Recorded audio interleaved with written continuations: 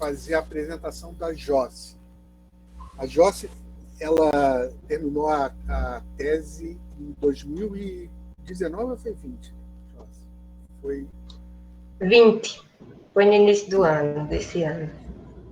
Então, a Josse é doutora em História pela Universidade Federal Rural do Rio de Janeiro.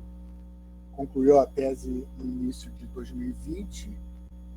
É professora do Instituto Federal do Ceará. Qual cidade, Josse? Campos Limoeiro do Norte é o que eu estou agora, nos últimos anos. Estudou sempre essa relação entre história e literatura, já tinha feito uma dissertação sobre Ariano Suassuna, retomou esse tema depois no doutorado. Então, ela é um autor que ela conhece muito bem.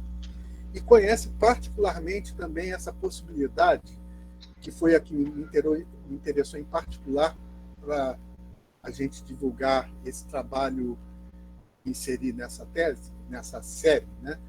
Essa relação entre história e literatura, que a gente também pode falar um pouco sobre isso, não apenas sobre o Suassuna, que é o objeto da especialidade da Josse, mas também essa relação história e literatura, que a Josse também conhece muito bem, que é uma relação onde a literatura pode ser objeto da história, mas ao mesmo tempo pode ser fonte da história e também pode ser até meio de expressão para a história, como, por exemplo, nos romances históricos. E pode ser também um auxiliar no ensino de história. Então, tem diversas relações possíveis. E esse é um ponto que também interessa da gente discutir aqui, porque ele serve para outros objetos de estudo dentro dessa área de relação entre história e literatura. Mas, em particular, o Ariano Suassuna foi um dos maiores escritores brasileiros. Eu não vou falar sobre isso, porque eu não quero antecipar nada que a Josse esteja planejando falar. Mas é um autor que todos vocês deveriam conhecer. Um autor tipicamente brasileiro, né, que uma literatura genuinamente brasileira, é muito conhecido, né? Foi um grande nome da nossa literatura. Então, eu vou passar, nesse momento, a palavra para a Josse. Ela vai fazer a sua apresentação. Depois dessa palestra, eu ainda vou falar, fazer os meus comentários iniciais, e depois passo para o diálogo com todos vocês. Vocês podem fazer seus comentários, observações. Alguns, se quiserem, podem escrever no chat as suas perguntas e observações, e a gente lê depois, ou então pode interagir. Eu lembro aqui, só para complementar, que essa série, Teses em Debate, ela tem exatamente essa função de romper esse aparente isolamento que a universidade tem em relação à sociedade que a acolhe. Não é real, né? A universidade está sempre interagindo de diversas maneiras com a sociedade, produzindo pesquisa, produzindo ensino, formando professores que irão dar aulas no ensino médio, no ensino fundamental, ou seja, a gente precisa sempre defender a universidade, que às vezes ela sofre ataques, né, de diversas áreas, por incompreensão das pessoas sobre a importância do alcance da universidade. Inclusive, a gente vive tempos aí, se estão surgindo vacinas aí contra a pandemia que a gente está enfrentando, são pesquisas desenvolvidas em universidades. Então, a gente esquece isso, né, que existe isso. Mas, às vezes, realmente, essa questão das teses e dissertações que os professores desenvolvem durante 4 anos, 2 anos, uma linguagem complexa, como deve ser, às vezes, para dialogar com seus pares, às vezes produz um certo isolamento, porque as pessoas não estão acostumadas com essa linguagem mais específica e com o modelo tese. Então, as pessoas não procuram muito. Aliás, elas nem sabem onde que estão as teses, né? Elas estão disponíveis também, muitos arquivos online, mas as pessoas não têm acesso a isso. Então, ocorre esse fenômeno. As pessoas desenvolvem um trabalho brilhante, às vezes, que poderia interessar muitas pessoas e fica isolado. por isso a gente concebeu essa série, Teses em Debate. Seria uma maneira das pessoas que defenderam suas teses, dissertações, possam disponibilizar esses trabalhos para um público maior. Não precisa ser necessariamente a tese, eu até abro essa alternativa, mas, às vezes, uma questão importante levantada pela tese, 2, 3, ou seja, não é um modelo de tese integral, né? Não é como foi apresentado na dissertação, ou na defesa de tese, como foi o caso da Josse. Mas, de qualquer maneira, é uma possibilidade desses trabalhos fantásticos chegarem ao grande público, o público ver que existem esses trabalhos, que muitas vezes, na nossa realidade editorial, não são publicados. Nós temos aqui no Brasil uma realidade editorial mais difícil. Nem tudo que é realizado pelas universidades, às vezes trabalhos magníficos, depois encontram um caminho que é publicado e disponibilizado para o público mais amplo, por causa de lacunas no nosso sistema editorial. É sempre, às vezes, os editores preferem publicar uma coisa mais popular, como é que é aquela série do Brasil, História Não Contada no Brasil. Quer dizer, às vezes são história não autorizada do Brasil. A pessoa prefere uma coisa assim, sensacionalista, do que um trabalho dos próprios historiadores. Isso também tem um pouco de culpa nossa, como a gente também pode falar, porque às vezes a gente não escreve numa linguagem sedutora. Mas não é o caso da Josse. A Josse, uma das características que eu encontrei no trabalho dela, porque eu tive o privilégio de participar da banca de doutorado, é que o texto dela é muito agradável, né? Um texto fluente, instigante de se ler. Mas, nesse momento, eu já vou passar a palavra para a Josse, e a palavra é dela agora, ela vai começar a apresentar o seu trabalho. Obrigado a todos, vamos começar então.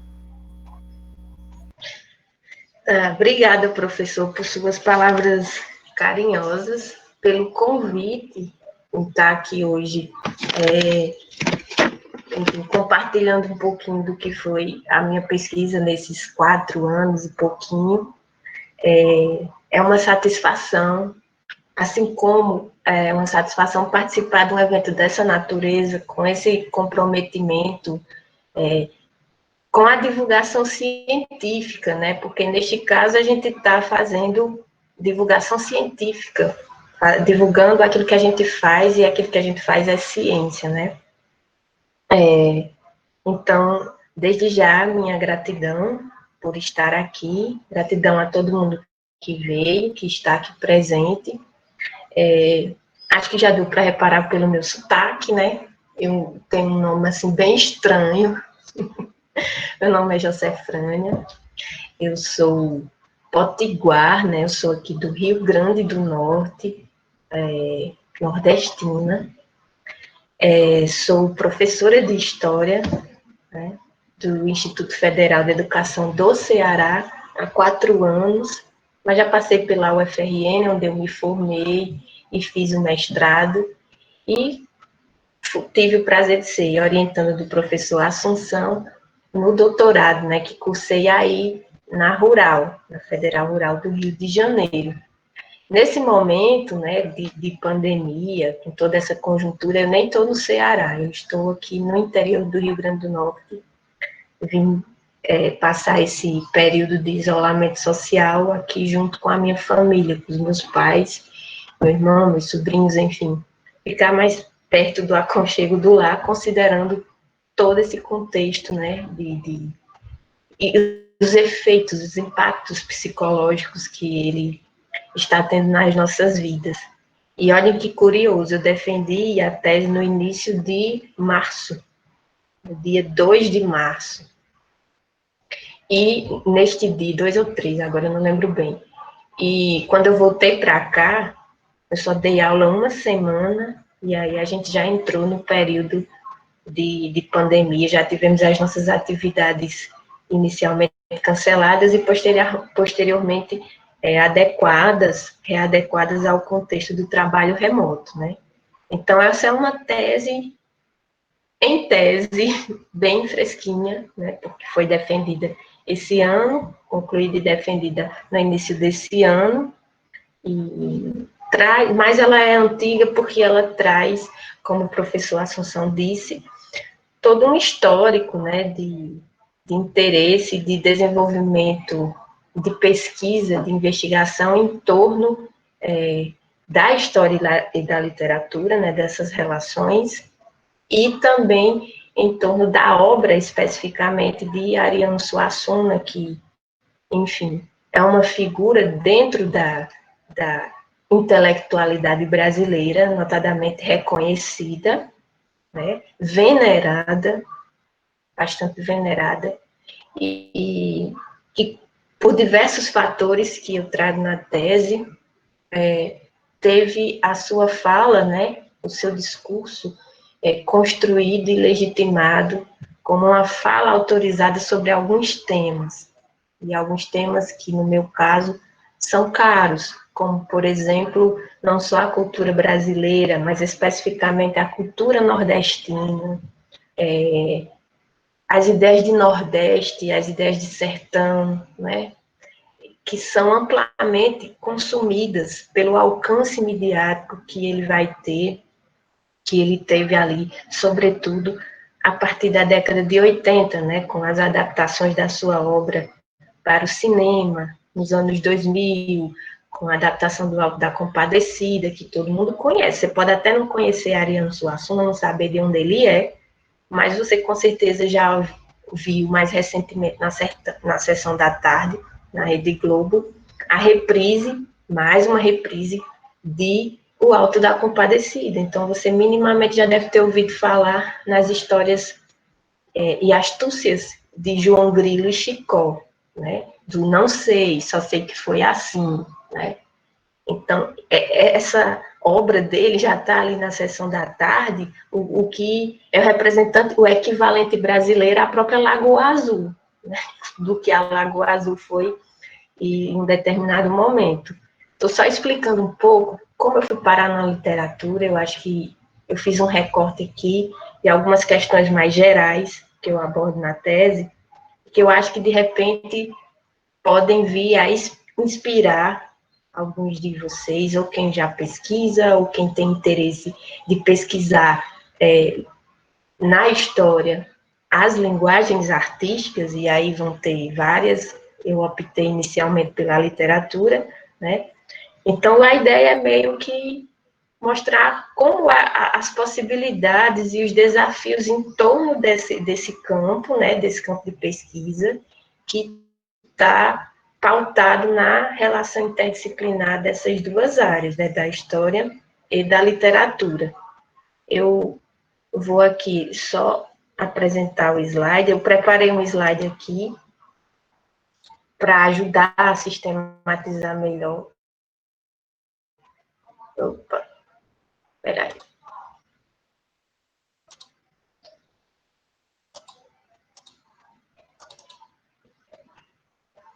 Pronto.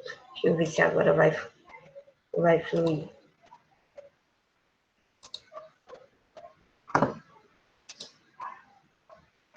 Agora vai.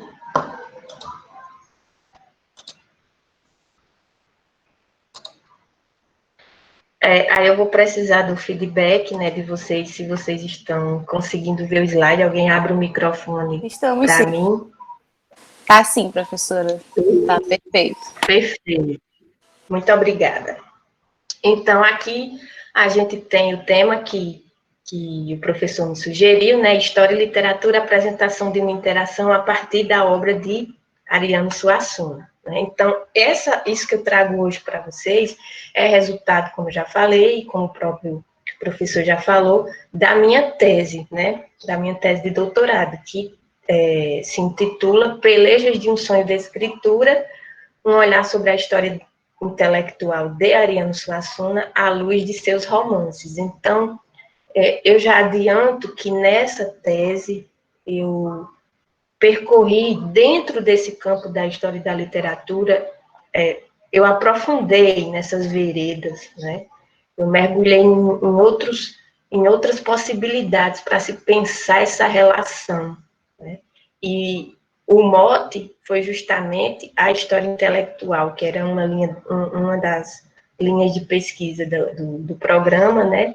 E aí eu associei imediatamente a figura de Ariano e resolvi fazer isso a partir dos romances dele.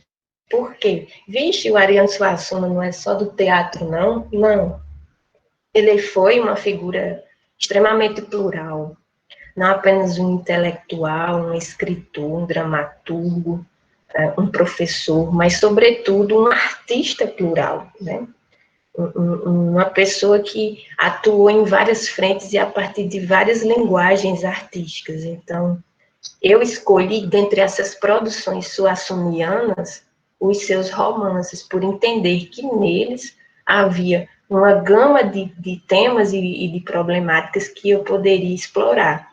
Além de ter uma escrita, claro, a Ariane tem uma escrita muito estimulante, muito sedutora em algumas situações. Então, por isso, de certa forma, que o discurso dele acaba ganhando tanta adesão, mesmo após a morte, né, pela essa capacidade dele falando ou escrevendo, de nos chamar a atenção, de nos seduzir, né? Poderia dizer que, como nordestina, antes de fazer pesquisa sobre ele, eu era talvez seduzida, né? Aí, quando a gente vai para a investigação, para a crítica e tudo mais, aí a gente começa a se afastar desse lugar de sedução e mergulhar mais no lugar de investigação crítica. Então, essa minha história com a literatura, ela começou, na verdade, na graduação, porque eu participei de um projeto de iniciação científica que abordava a questão do sebastianismo na história e na literatura, né? Então, como esse mito, né, de caráter, essa história, esse evento envolvendo o rei Dom Sebastião de Portugal, e todo o desenrolar, né, em torno dele, a partir do mito, do messianismo, de uma tradição milenarista, como se esboçou, né, esteve presente, alimentou a imaginação de diversos escritores, fossem eles historiadores eruditos ou mesmo poetas, escritores de literatura, né, literatos. E, naquela altura, esse projeto acabou gerando um produto que foi a minha monografia, né, hoje a gente chama de TCC, na época era monografia, onde eu trabalhei a ideia de Portugal, a ideia de nação na poesia de Fernando Pessoa, a partir daquele livro pequenininho, Mensagem, né? Porque, assim, particularmente, tá, gente? Se eu pudesse escolher uma área da literatura, eu escolheria, por gosto, por deleite, a poesia, né? Então, naquele momento, eu trabalhei com a poesia. Teria como eu trabalhar com Ariano poeta também, mas como eu não tinha tanto conhecimento na época de construir a proposta do mestrado, eu acabei indo para o romance, porque eu já tinha lido, tinha algumas outras leituras, então era mais possível naquele momento, né? Mas eu chego ao mestrado puxada também por essa experiência na iniciação científica, porque foi lá que eu conheci a obra de romance de Ariano, os romances dele, e especificamente o romance da Pedra do Rei, né? E a partir daquele encontro ali, eu resolvi trabalhar a questão do sertão, como o mestrado trabalhava com a área de concentração era História e Espaços, então eu investiguei a concepção de sertão presente especificamente nesse romance dele, o romance da Pedra do Rei. E aí, durante a pesquisa, eu descobri que esse romance fazia parte de uma trilogia e que tinha outro livro que continuava aquela história. E esse livro se chamava História, esse novo romance se chamava História de um Rei Degolado nas Caatingas do Sertão. E depois eu acabei descobrindo que não houve a terceira parte da trilogia e de que ainda àquela altura estavam esperando esse outro livro, que só veio a público de maneira póstuma já em 2017, ou seja, já estava fazendo a tese, já estava no processo de tese, quando de repente surgiu esse livro póstumo, o livro da vida, o sonho de escritura, né? Por isso que eu utilizei esse conceito de sonho de escritura. É a obra desejada, no sentido da obra desejada, a obra máxima, a obra que, na concepção dele, traduziria de forma condizente, coerente, todo o universo, né, imagético que habitava ele, né, que habitava e que inspirava as suas concepções. Então, o processo foi mais ou menos esse, né? E aí, gente, quando a gente fala de história e literatura, a gente sabe que existem algumas fronteiras que foram construídas entre esses campos ao longo da própria constituição da história como ciência, né?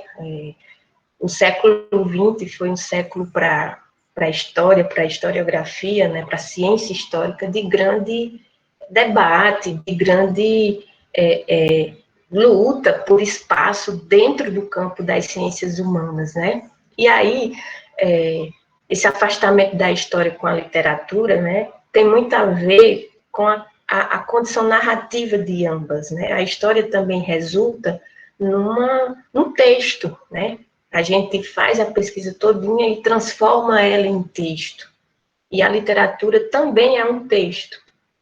Só que cada uma tem a sua especificidade, cada texto tem a sua especificidade, o seu comprometimento, ou a sua condição mesma, né? No caso da literatura, não é que a literatura não seja real, não seja ficção, ou só ficção por ficção, né? Esses territórios, essas distinções, elas devem ser compreendidas dentro da flexibilidade, né?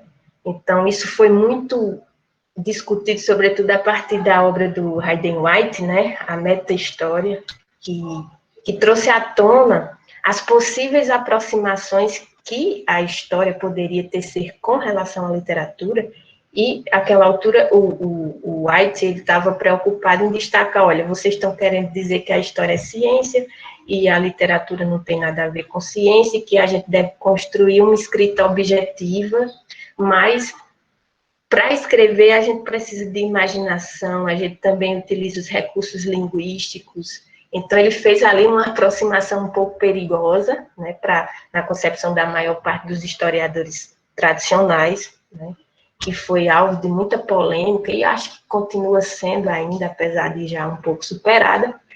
E essa obra do Hayden White está muito no contexto da virada linguística ali, né, sobretudo a partir dos anos 70, que tem um viés ali na filosofia da linguagem, né, e essa virada linguística, essa revisão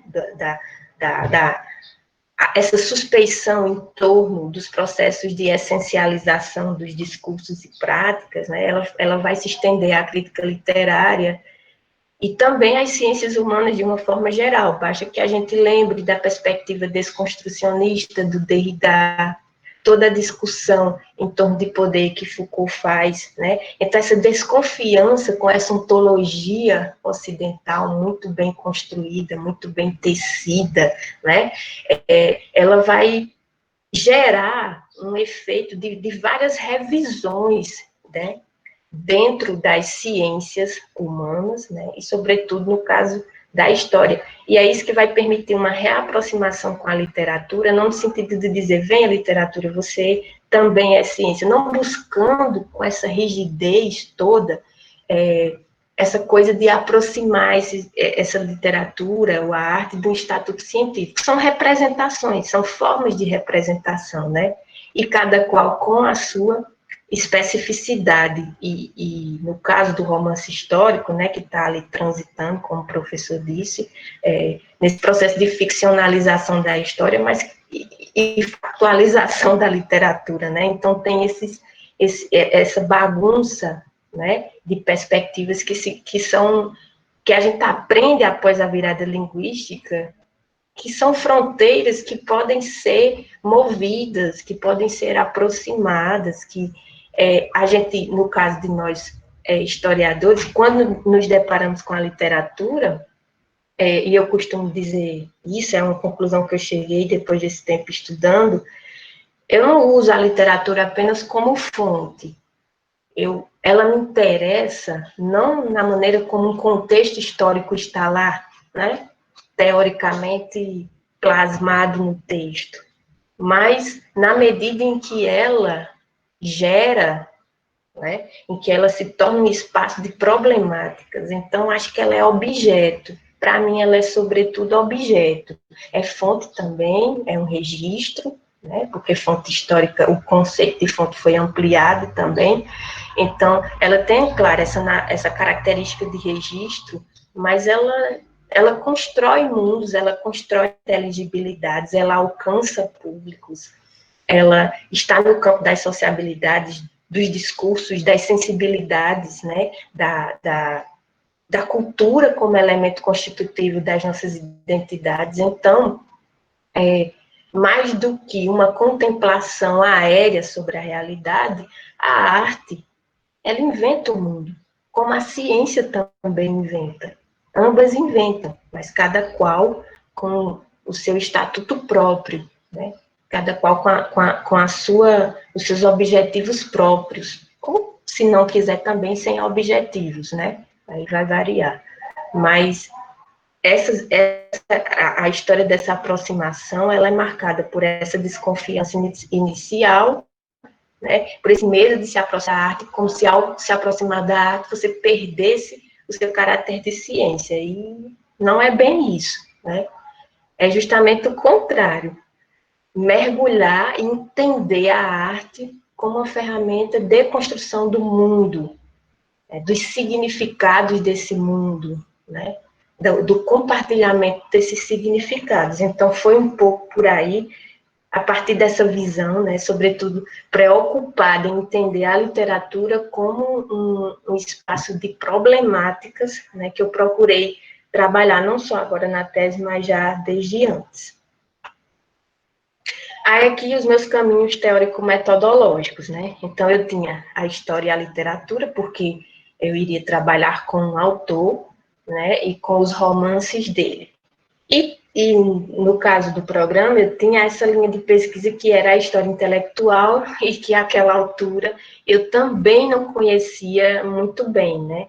E no meio delas duas, uma coisa que me chamou a atenção e que me gerou preocupação foi, peraí, ali, a partir da virada linguística, a principal questão que virá à tona a respeito, no campo da própria crítica literária, é essa morte do autor, a morte daquela ideia de autor como sujeito modelar, ocidental, sujeito empírico, né? Essa coisa estruturante e reflexiva do discurso. É como se a obra refletisse o autor ou a ideia do autor, então estava tudo muito no campo da essencialização. E aí, tanto Foucault quanto Barthes, né, eles partem desse princípio dessa morte do autor. A morte não é a morte do autor, que o autor não vai mais existir, né,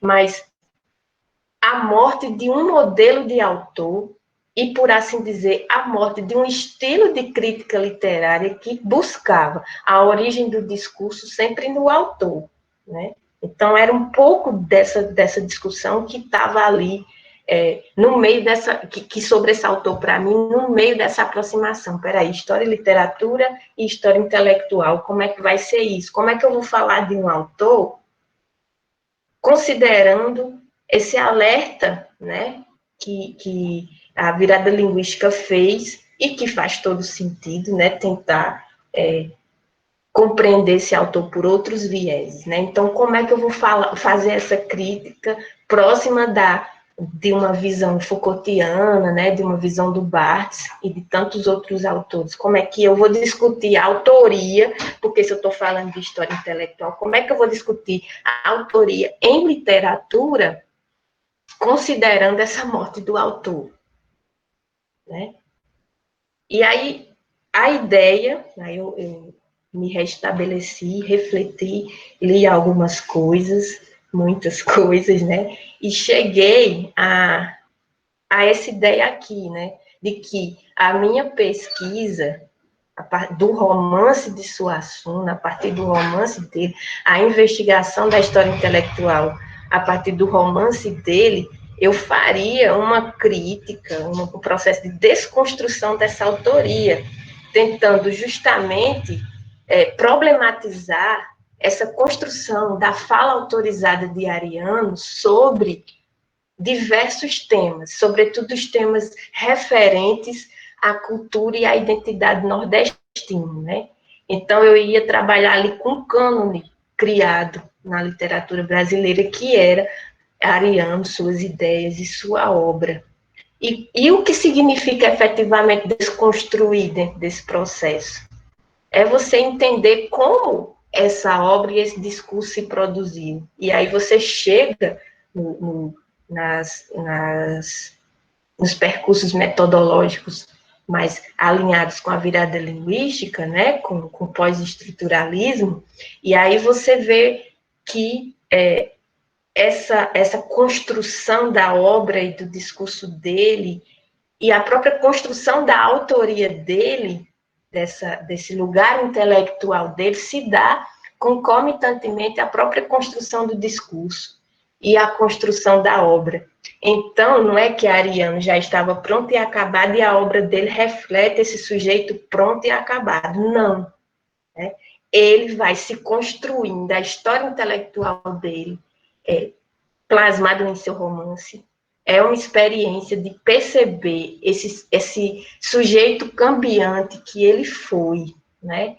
Um sujeito que esteve em diferentes cenários, né? E que se permitiu alguns revisionismos e que nem sempre teve um discurso próximo do que a maioria das pessoas hoje acha interessante e gosta nele, né? Então, Ariano, como qualquer um de nós, é e foi um sujeito em transformação, e isso está intrinsecamente realizado, isso ocorreu, se construiu ao passo em que ele construía a sua obra, em que ele construía, assim, por assim dizer, a sua carreira intelectual. Né? Então, esses foram os meus apontamentos. Aí, lembrando do Riquet, né, a ideia era construir uma leitura reflexionante, né, ser uma leitora desconfiada de Ariano, tentar entender como se produziu esse discurso, mas não buscando nele como sujeito pronto e acabado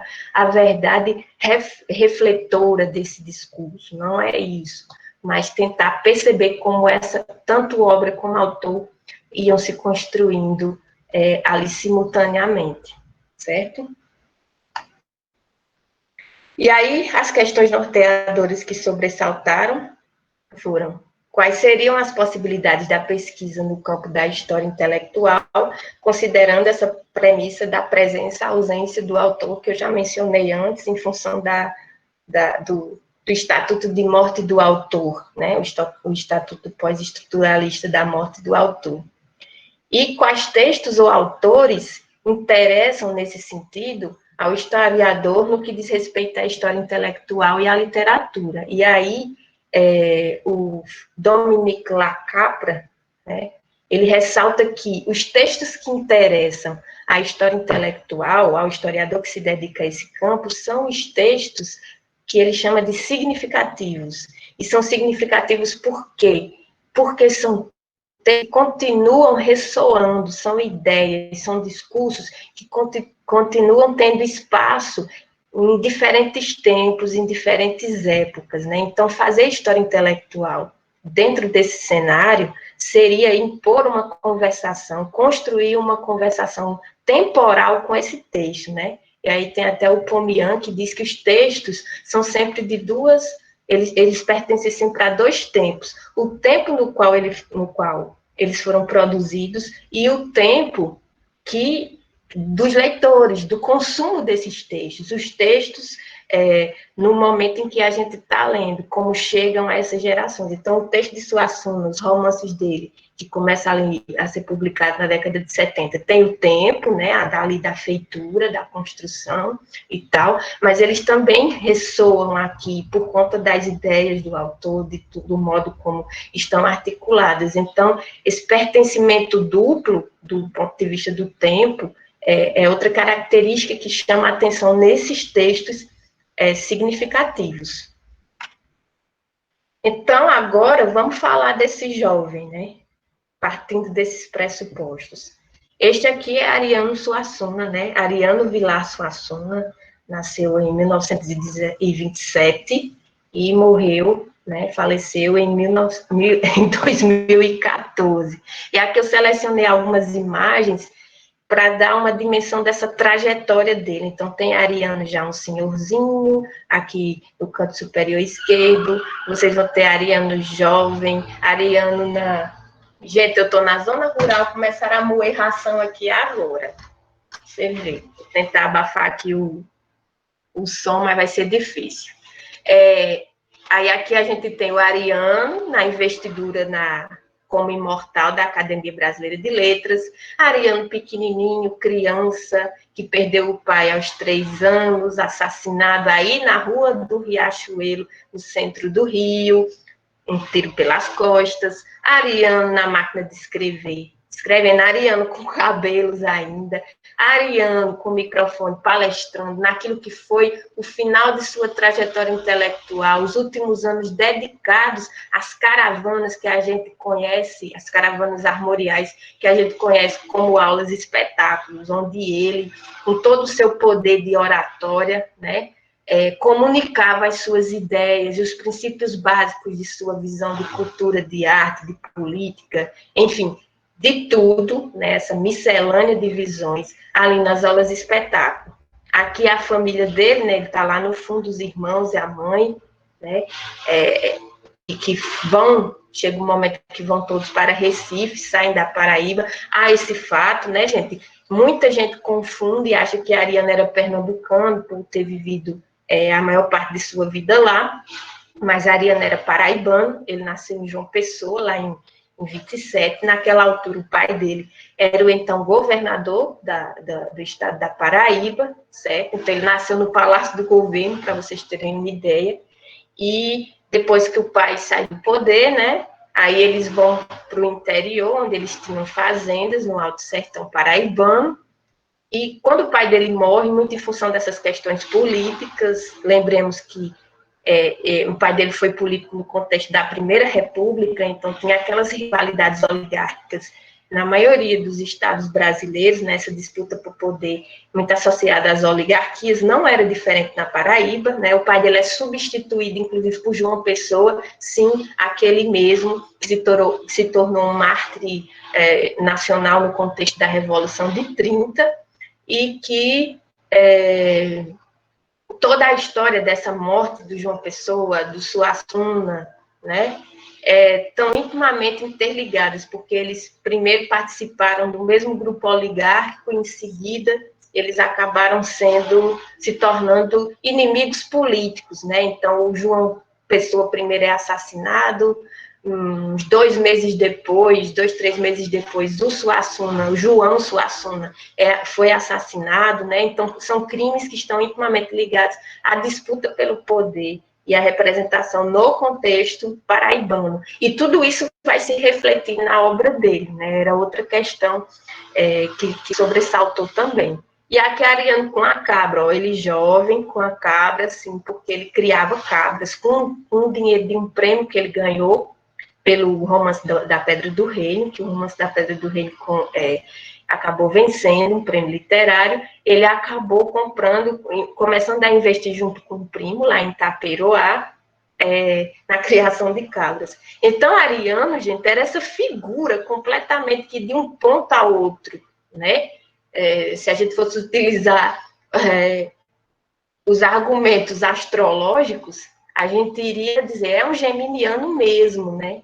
Nasceu ali em 16 de junho, porque muito plural, muito diverso, e do mesmo jeito que estava criando cabra, estava discutindo direita e esquerda, no jornal de grande circulação do Nordeste na década de 70, né? Então, uma figura de múltiplas habilidades e talentos mesmo, certo?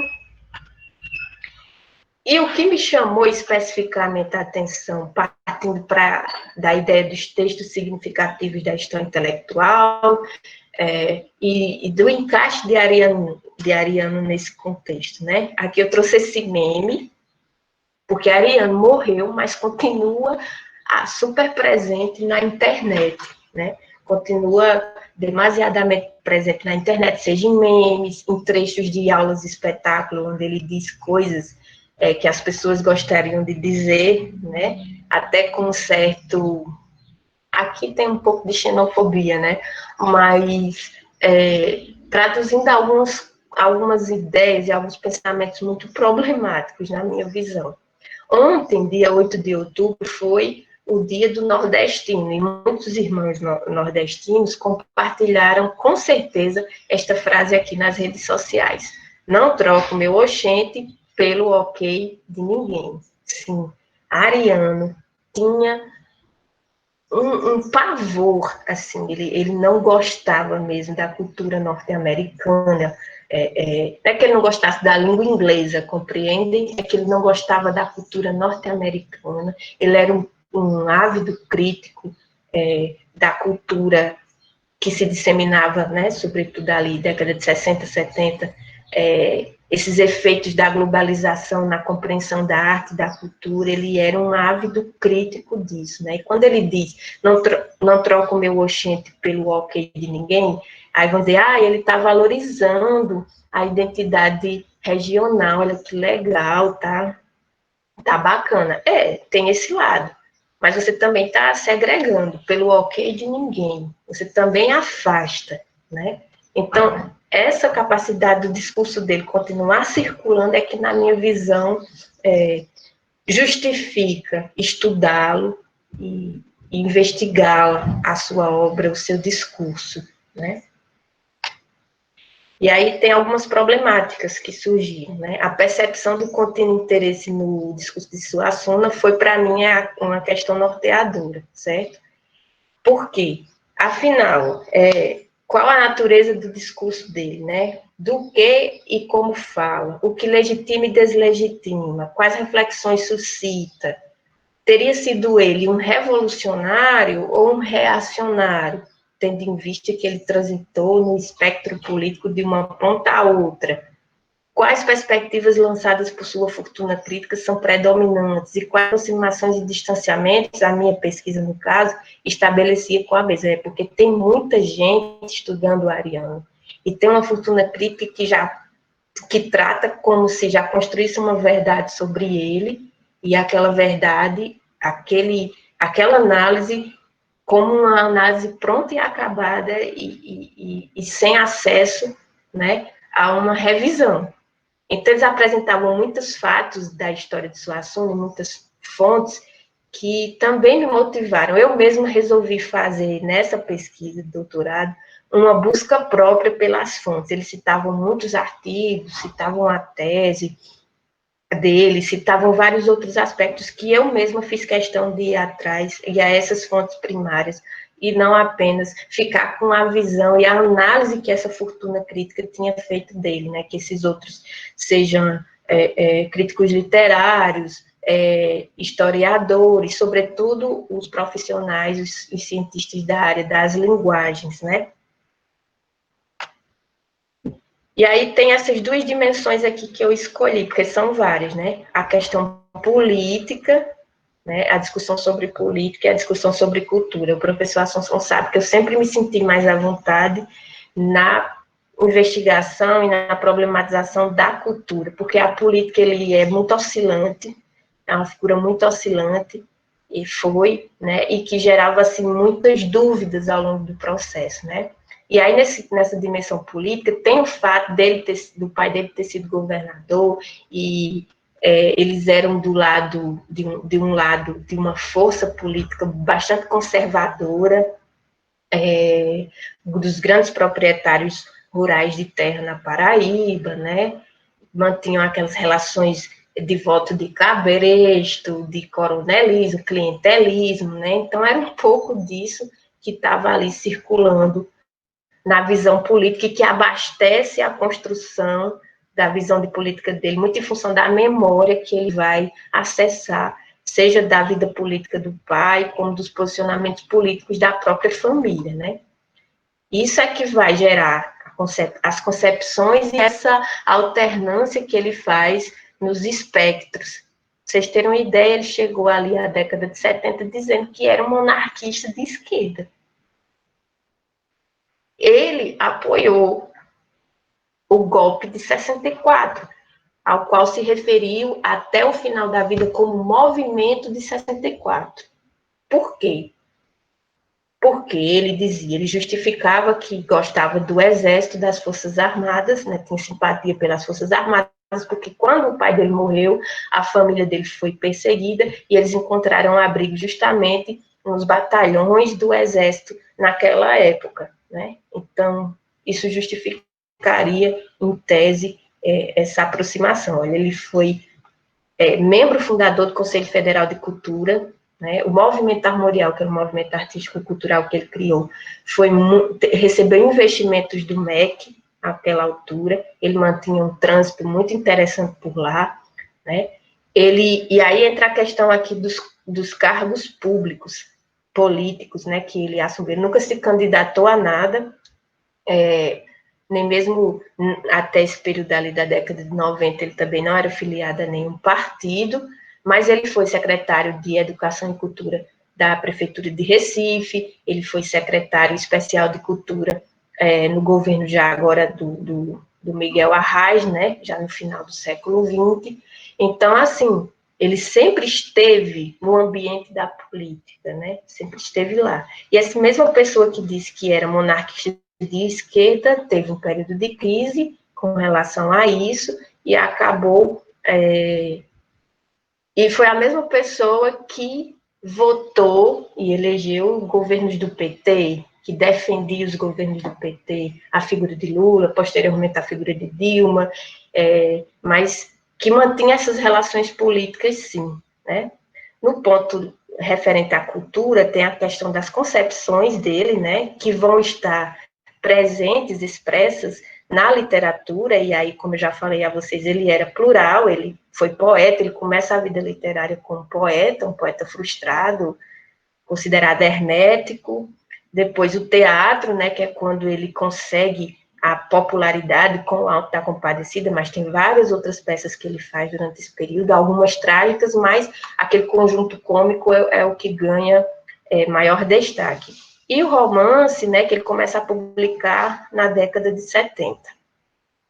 Essas concepções de cultura também estão na tese de livre docência dele, ali também em meados da década de 70, onde ele faz toda uma abordagem dos mitos fundadores do Brasil. É bem interessante para perceber o pensamento dele, né?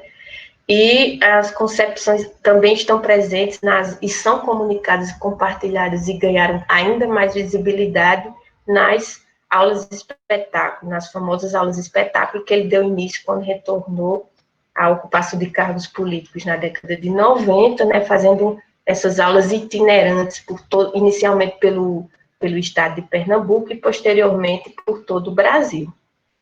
E essa cultura, claro, ele também teve a atuação, que a gente pode destacar o movimento armorial, onde ele incentivou a criação de uma música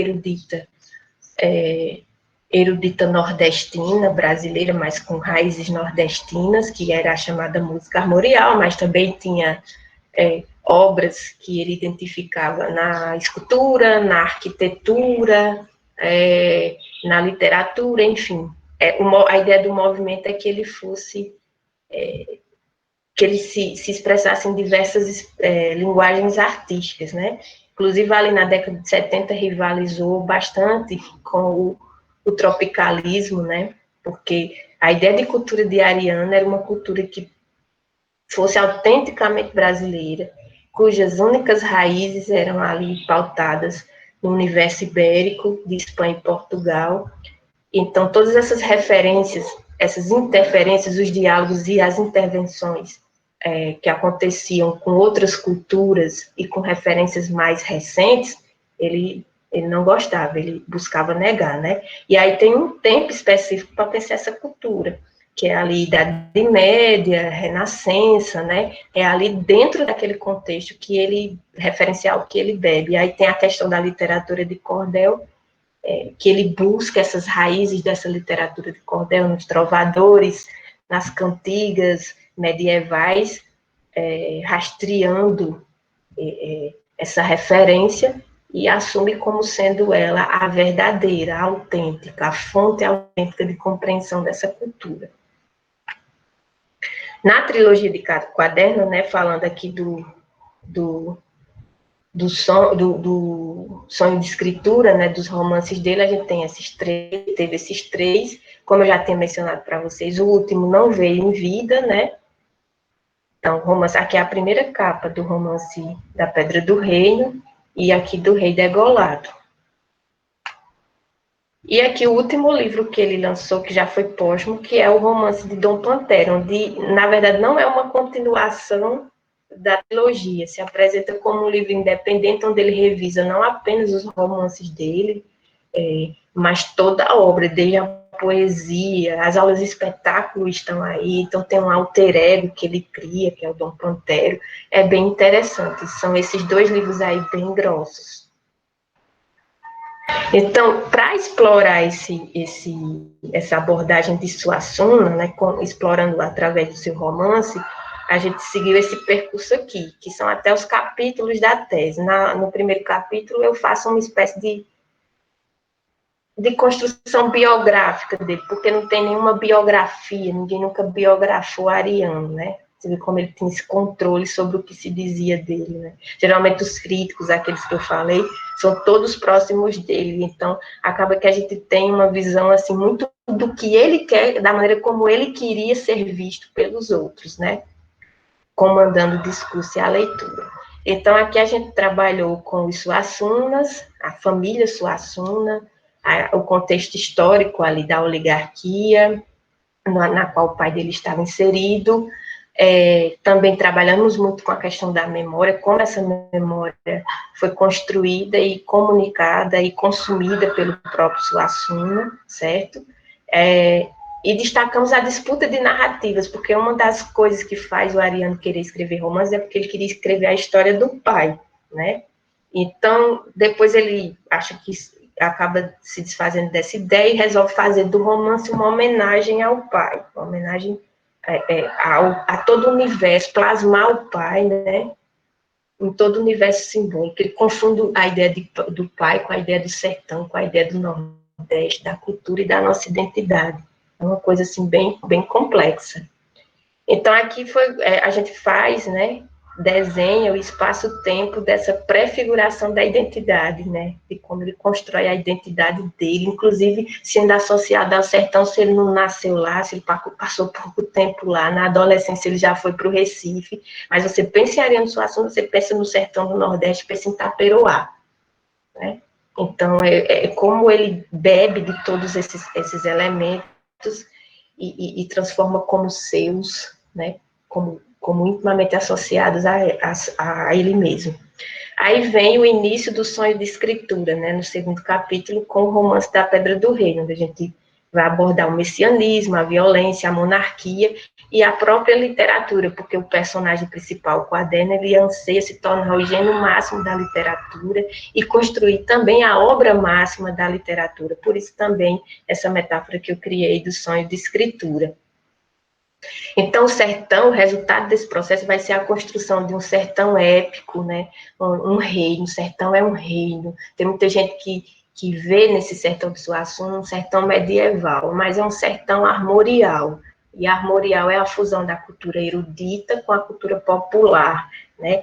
Sendo basicamente esse cruzamento empreendido pelo erudito, né? Quase sempre. E, na minha visão, na minha análise, vai resultar num sertão aristocrático, um sertão pouco popular. Ele é muito conhecido por essa relação de identificação com o povo, mas, na verdade, o povo interessa na medida em que permanece dependente e em termos de identidade, é a própria aristocracia do sertão, porque ele fazia parte de uma família poderosa, ele não era um qualquer, ele não veio do povo, né? Ele tinha, o lugar social dele era um lugar de privilegiado. Ele demora um tempo, mas ele percebe isso, tá, gente? Aí vem o Sonho de Escritura em Perigo, que foi o romance do Rei Degolado, um romance que ele resolveu publicar em folhetim, então publicava toda semana no Jornal Diário de Pernambuco. Se vocês quiserem acessar isso, basta ir no site da Hemeroteca Digital, da Biblioteca Nacional, vocês vão ter acesso a todo esse romance, né, publicado lá, tá? Então, nesse evento aí, ele já realmente parte para nesse texto, nesse livro, ele já parte para os eventos da história da Paraíba, e aí eu caracterizo esse romance pela... A principal característica dele é essa submersão nos rastros autobiográficos. E tem hora que não parece que é Quaderno falando, parece que é ele próprio, e aí ele percebe, isso gera uma crise de autoria, o afastamento dele da literatura, ele escreve uma carta e publica no jornal dizendo que não vai mais escrever, que vai se afastar da literatura, mas havia já muitas críticas a ele naquela época, porque ele também abriu mão do cargo que ele tinha na Secretaria de Cultura, disse que vai se dedicar apenas a ser professor universitário, porque ele era, né, ele chegou a liderar, ele substituiu o Paulo Freire, gente, quando o golpe militar aconteceu, né, aí o Paulo Freire foi destituído do Departamento de Extensão da UFPE, e quem assumiu foi justamente Ariano Suassuna, né, então, aqui a gente não dá para ficar falando em muitos detalhes, mas essa crise de autoria, ela tem o romance ali, que ele utilizou como explicação para isso, mas tem outros fatores que nos ajudam a compreender o que leva ele a pausar, a dar um break, né? A se afastar. Mas esse afastamento durou pouco, porque ele volta ali no final da década de 80, aí a gente já estava vivendo a abertura política, o fim da ditadura militar, aquela coisa toda. Ele também deixa de ser monarquista de esquerda nessa época, e faz algumas leituras políticas bem interessantes posteriormente a isso. E aí a gente chega ao sonho de reescritura, o sonho sendo reescrito. Já não era mais esse sonho inicial, era um sonho que foi, claro, passou por um processo de mutação e aí chega diferente, né? Com o romance de Dom Pantério. Aí ele faz em formato de cartas, né, toda uma revisão de sua obra, dos aspectos mais importantes de sua obra, de seu discurso. Aí tem a questão da pausa e do retorno, eu trago elementos, mergulho naquela história do contexto da pausa e do retorno dele, aquele clima que ficou depois, e a continuidade da trilogia, e a história de Quaderno. Ele prometeu esse livro até o fim da vida e não publicou, né? E aí esse novo livro vem como um romance póstumo e que não continua efetivamente a história de Quaderno, apesar de Quaderno estar lá. Aí aparece um novo personagem para contar essa história toda, que era para justamente criar a distinção. Quaderno não é Suassuna, mas Dom Pantério talvez possa ser, né? E aí eu trabalho justamente essa questão da legitimação dele como mestre. Olha, o mestre Suassuna, o defensor da cultura popular, né? Eu faço essa análise, né? Essa problematização. E aqui eu destaco as fontes que eu utilizei, porque quando a gente fala em literatura, então, assim, claro que o nosso método mesmo é leitura e análise, né? Mas tem algumas fontes que vão nos ajudando, e uma das partes que eu mais gosto da pesquisa é pesquisar a história dos romances, sabe? De como eles foram construídos, das referências que estão dentro dele, como foi a recepção da crítica, do público, né? E aí, nesse processo, a gente tinha duas categorias de fonte: as produções do próprio Suassuna, que são muitas, e as produções sobre ele. Dele, os romances, né, principalmente, poesia e a obra teatral, os livros acadêmicos que ele escreveu, tese de livre docência, artigos e entrevistas dele em periódicos, e são muitos, muitos mesmo. Ele manteve colunas na Folha de São Paulo, no Diário de Pernambuco, no Jornal da Semana, que já é extinto, depoimentos e entrevistas dele em documentários e adaptações audiovisuais da obra dele também, né, como os filmes, O Alto da Compadecida, e a minissérie que a Globo lançou em 2007, né, que se chamava A Pedra do Reino, que era baseada no romance da Pedra do Reino, né?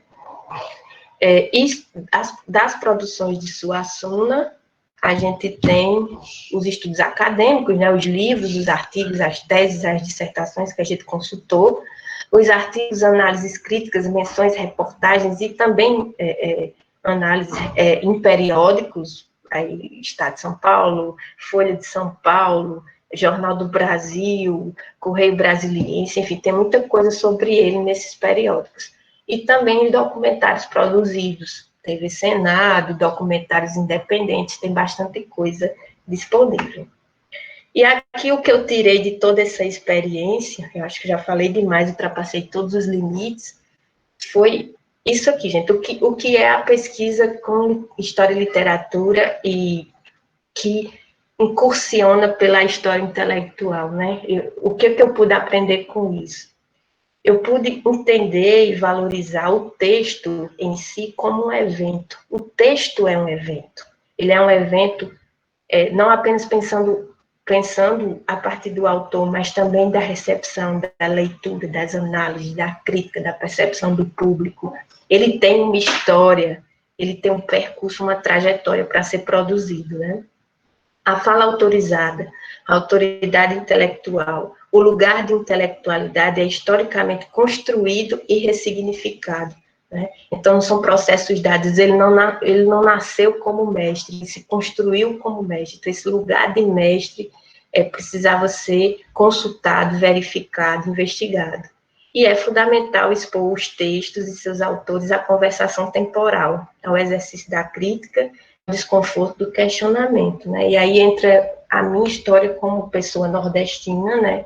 Como nordestina que sou, e que vejo na visão que ele compartilhava, e, enfim, questões que me desconfortam, né? O nordestino é plural, ele não é só aquilo, ele é aquilo, ele pode ser aquilo, mas ele é muito mais do que esses estereótipos que muitas vezes a Ariana, através de sua obra, ajudou a fortalecer, certo?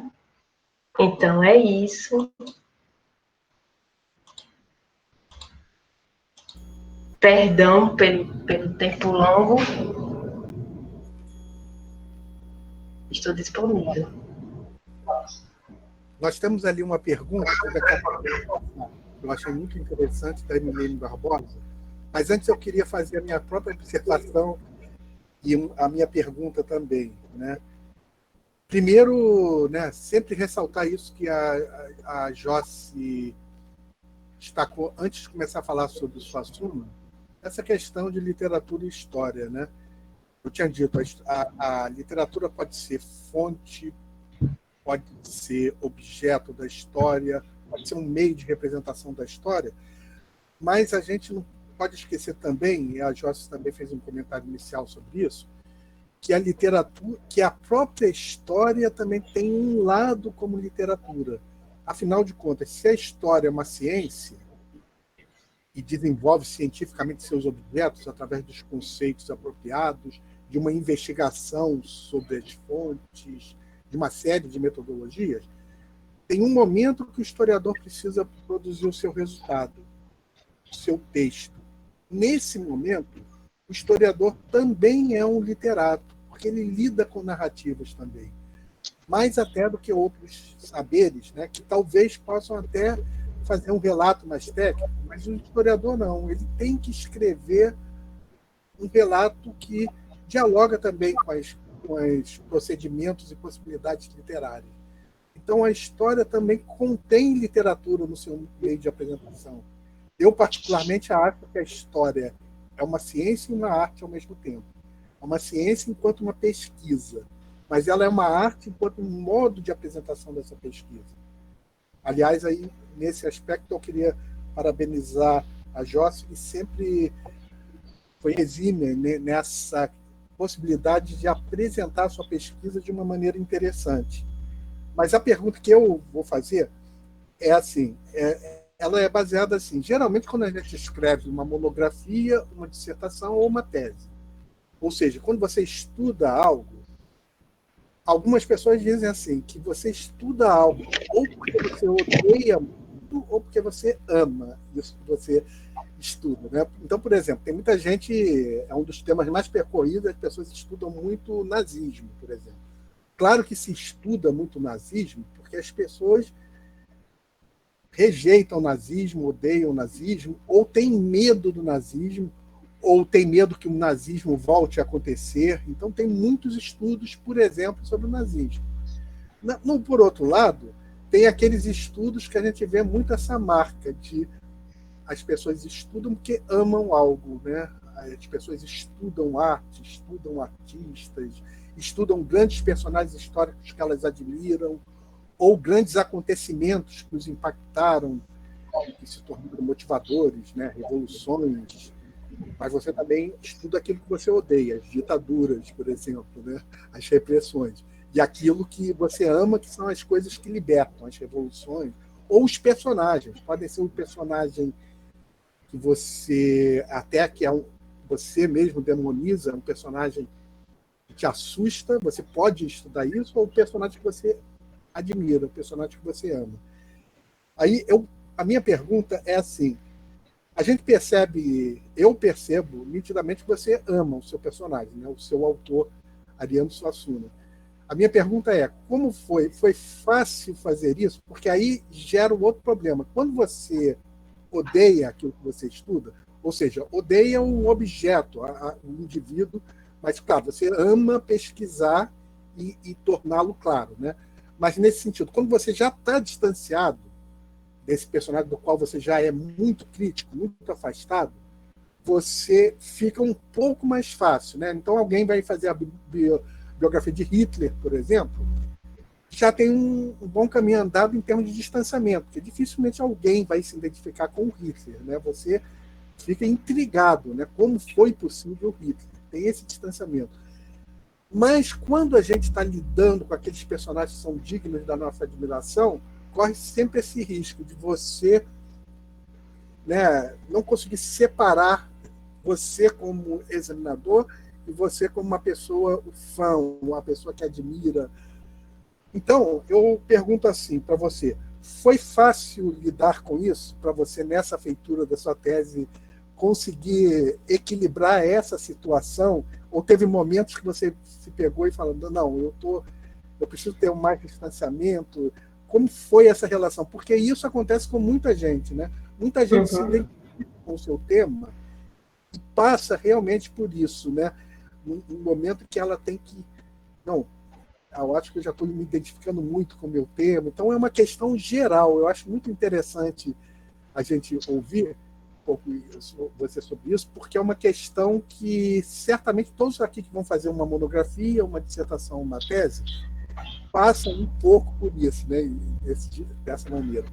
Mas eu queria também já deixar a pergunta da Emilene, que aí você já pode responder nesse bloco, que eu também achei muito interessante, que ela pergunta assim, como os personagens populares de Auto da Compadecida se inserem nesse contexto elitizado do autor? De que forma o lugar de onde ele fala reflete nesses personagens? Então eu vou deixar essas duas perguntas, depois a gente abre para mais. Aí eu também vou pedir o auxílio das nossas monitoras, a Milena, aí o Pedro também, para eles também verem, e a Vitória, para eles verem, para vocês ficarem olhando e verem se tem mais perguntas aí das pessoas, como é que está isso. Mas já tem duas perguntas aí que já dão pano para manga para responder. Então eu te passo a palavra de novo. Essa primeira pergunta é uma pegadinha, né? Eu vou dizer, se eu vou ser bem sincera, viu? Eu não sou fã dele. Eu achava que eu era, mas a pesquisa, ela me fez tomar um distanciamento muito em função daquilo que me incomodava no discurso dele, né? Quando eu me deparei com as contradições, aquilo foi um divisor de águas na minha percepção sobre ele. O que eu realmente sou fã, sabe, é da arte, parta ela de onde partir, de quem partir. Então, esse é o primeiro ponto. E ele caiu, assim, um pouco de paraquedas na minha vida. Eu confesso que eu não sabia muito sobre ele. Foi no mestrado mesmo onde eu pude conhecê-lo, né? Quando eu optei pelo romance, eu tinha 2 romances para escolher na época do mestrado qual é que eu ia seguir. Um era o livro Pedra Bonita e Cangaceiros, do José Lins do Rego, e o outro era o Romance da Pedra do Rei dele. Eu li os 2. E o que tinha uma escrita mais que mais me estimulava era a de Ariano. Então, assim, eu nunca fui um fã incondicional dele, uma fã incondicional dele. Me chamava a atenção porque ele falava de coisas aqui da gente, da nossa identidade e tudo mais, tinha aquela questão do humor, né? Mas, honestamente, eu não era uma pessoa que tinha grande admiração por ele. Essa admiração, ela começou quando eu entrei em contato com a obra em prosa dele, com o romance, porque era muito mais complexo, demonstrava que ele tinha um poder de conhecimento, uma multiplicidade de conhecimentos e um domínio da linguagem muito interessante.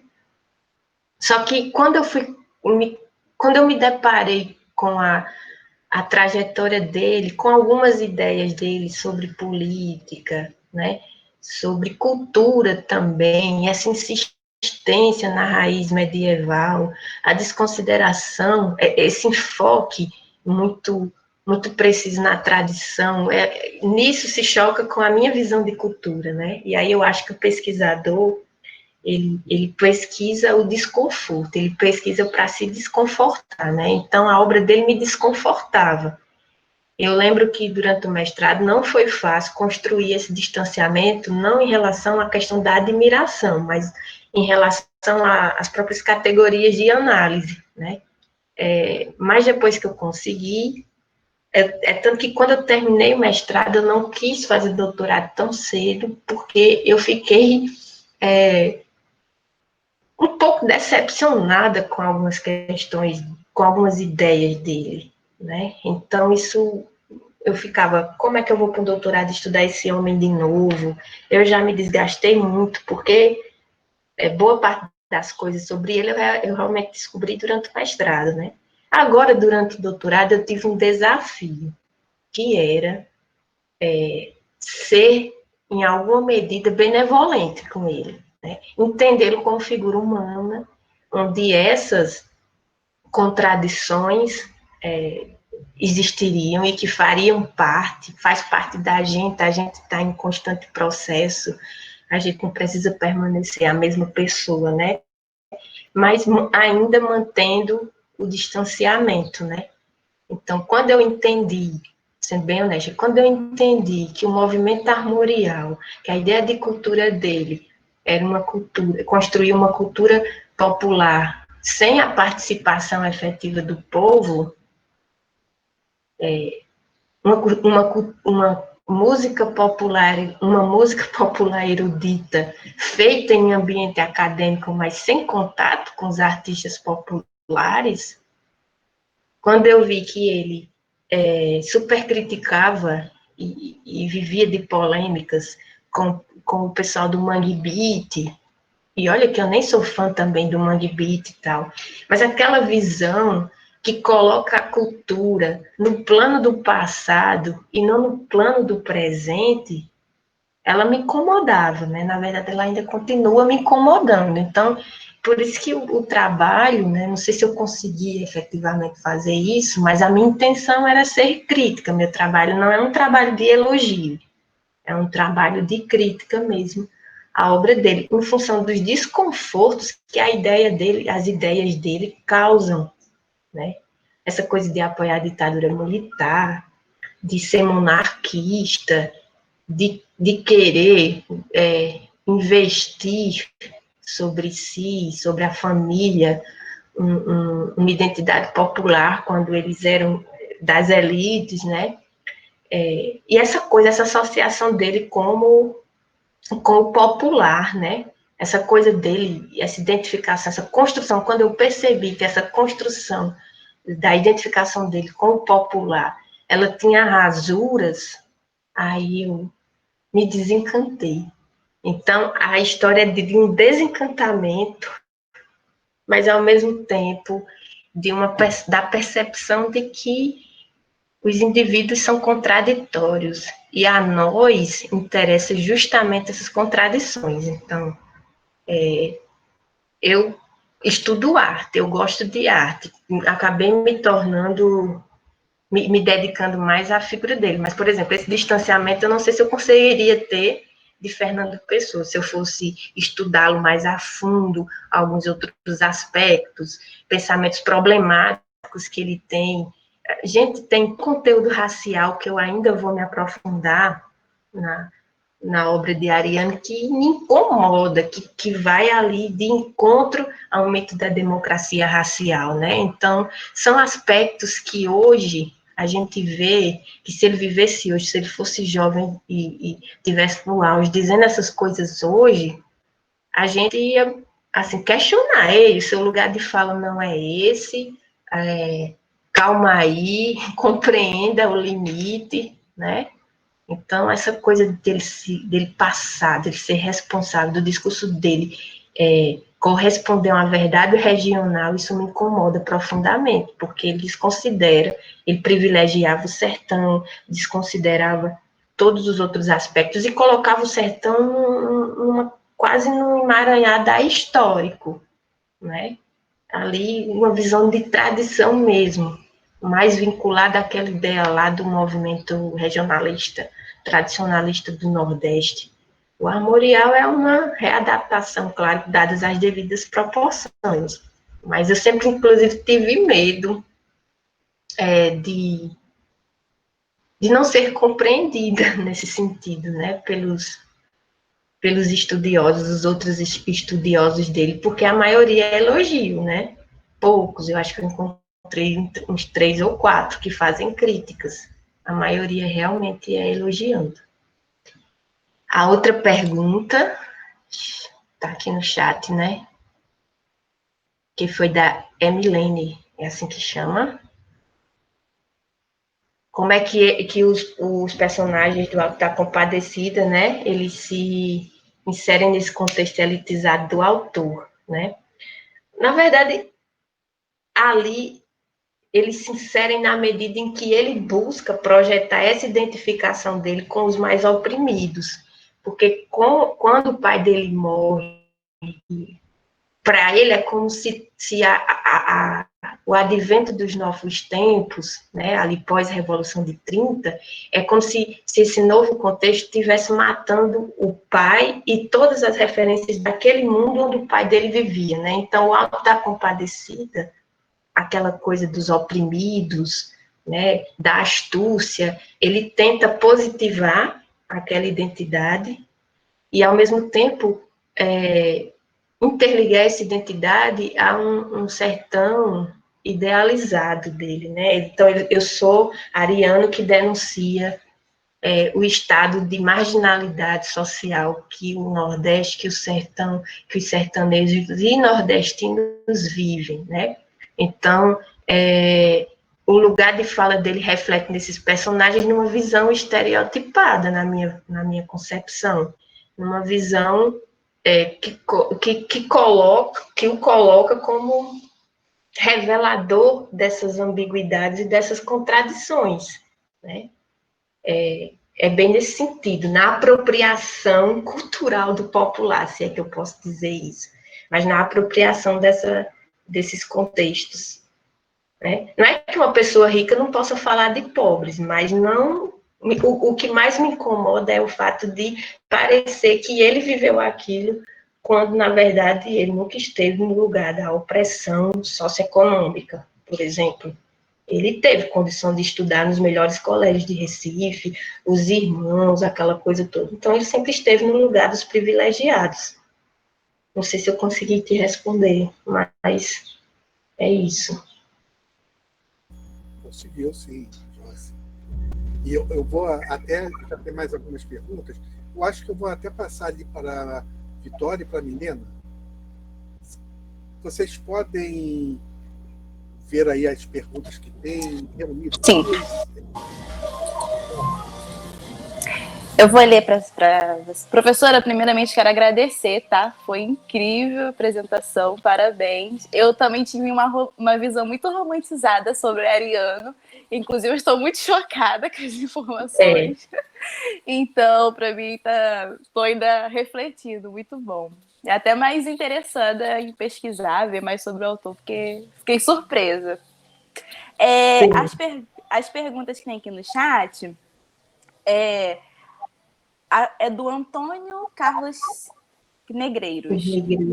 Ele perguntou: parabéns, Souza Frânia, pela explanação. Quais são os principais intelectuais que você indicaria para quem quer estudar a relação da história com a literatura? E por quê? E a segunda pergunta é a minha, que eu fiz aqui no chat, que é que a senhora lançou a pergunta se ele era um reacionário ou um revolucionário. E aí eu queria que a senhora explicasse mais um pouco assim, e qual é a sua visão sobre o autor e sobre essa pergunta. E é possível uma resposta como essa quando é um autor tão plural, como a senhora está dizendo? E a terceira, a última que temos aqui, é como é possível ter acesso à sua tese, para poder ler, que é do Antônio também. Sim. Obrigada. Obrigada a você, querida. É justamente isso que a pesquisa, que esse trabalho quer provocar.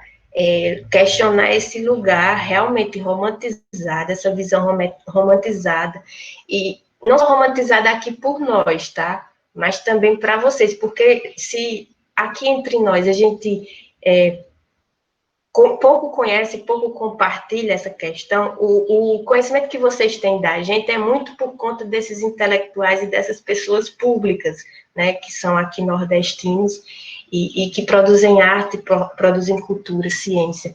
Então, acaba que a verdade regional, né, que vocês conhecem é muito pelo discurso dessas pessoas, pelo discurso do Ariano, foi por muito tempo pelo Luiz Gonzaga, né? E aí tem uma obra que eu considero, já entrando na outra pergunta na pergunta que o Antônio fez, né, sobre as obras, esse não é um livro especificamente sobre história e literatura, mas é um livro que fala dessa verdade regional, que questiona essa verdade regional, e o itinerário metodológico é justamente o papel dessas artes nesse processo de construção da nossa identidade, que é o livro A Invenção do Nordeste e Outras Artes, do professor Durval Muniz, né?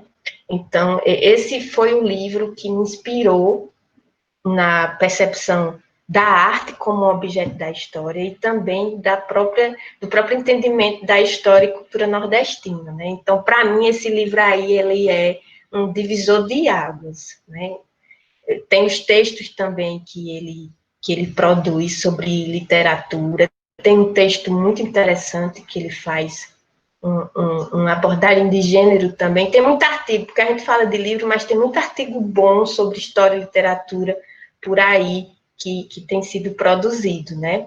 Então, eu utilizei alguns, né? Eu utilizei o Pomian, eu fiz uma miscelânea, assim, porque neste caso, para a questão de literatura que eu abordava era a autoria. Então, eu foquei muito nisso, foquei no Barthes, no Blanchot, no Maurice Blanchot, Roland Barthes, Michel Foucault, né? Então, esses foram os principais, mas tem agora eu não estou lembrando, tá, gente? Só se eu abrir a tese aqui, porque é tanta coisa que foge da cabeça da gente. Mas tem os textos, o professor Assunção me mandou uma lista de livros logo no início. Isso, que é um autor, O Prazer do Texto, do Roland Barthes, é muito bom. Esses textos, essas escritas, né, essas obras que vão ali no questionamento da essencialização da autoria.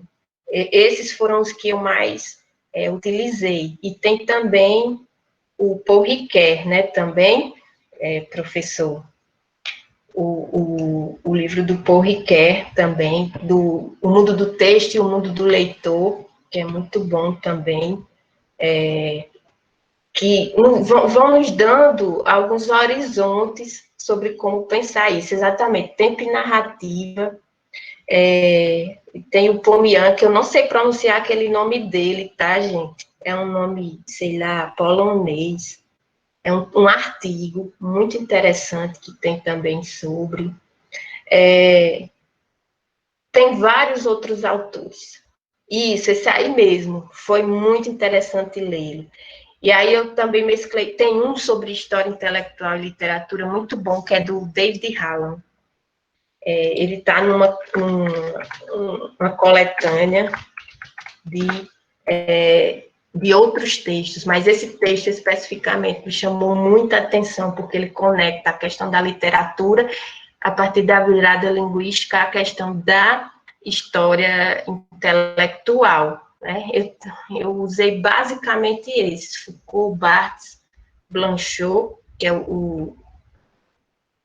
a ideia das imagens que o texto cria. Depois você pode me passar o seu e-mail e eu coloco lá. Tá certo, Antônio? Eu posso te mandar por lá, Antônio Carlos, de repente, porque realmente é muita coisa, gente, me desculpem, certo? É que eu estou... eu meio que criei essa ilha para estar aqui hoje com vocês. Eu dou aula em ensino médio, ensino superior e especialização ao mesmo tempo. Aí tem hora que a minha cabeça dá um bug, né? Eu voltei aqui para a tese depois de um tempinho. Mas, pronto, vou anotar o seu e-mail e vou mandar para você a lista que eu utilizei. E quem quiser também, é só mandar, disponibilizar para o pessoal, qualquer coisa vocês têm meu e-mail, pode mandar para lá que aí eu disponibilizo. Posso criar uma lista lá. Mas, basicamente, isso. Eu usei muito o Foucault, o Barthes, Blanchot, foram a minha base para pensar essa questão da morte do autor, que era o que mais interessava no âmbito da literatura. Mas também tem aquele clássico aqui no Brasil, Literatura como Missão, né, do Nicolau Sartre, também. É um livro introdutório, eu acho, para mergulhar nessa seara da história com a literatura. E tem o Meta-História, né, do Hayden White também, acho que é importante conhecer para ter essa noção lá do debate, né, de como ele acontece. Eu acho fundamental conhecer o Meta-História, porque muita gente critica o Meta-História, critica os livros e as reflexões do White, mas poucos leem, de fato vão lá e leem, né? Chartier, é verdade, professor, porque aí eu conecto a literatura à história cultural, né?